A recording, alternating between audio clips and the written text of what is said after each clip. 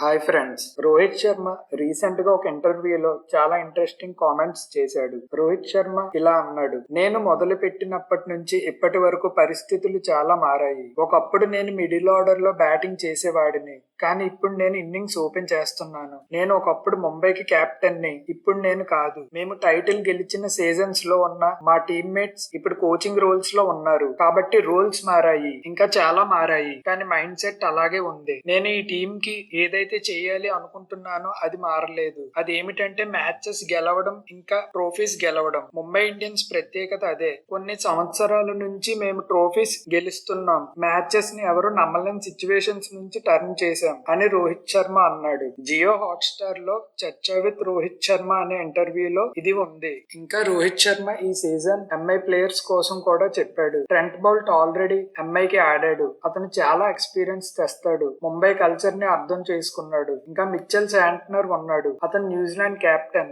అతని టీమ్ కి ఎక్స్పీరియన్స్ ఇంకా క్లాస్ యాడ్ చేస్తాడు.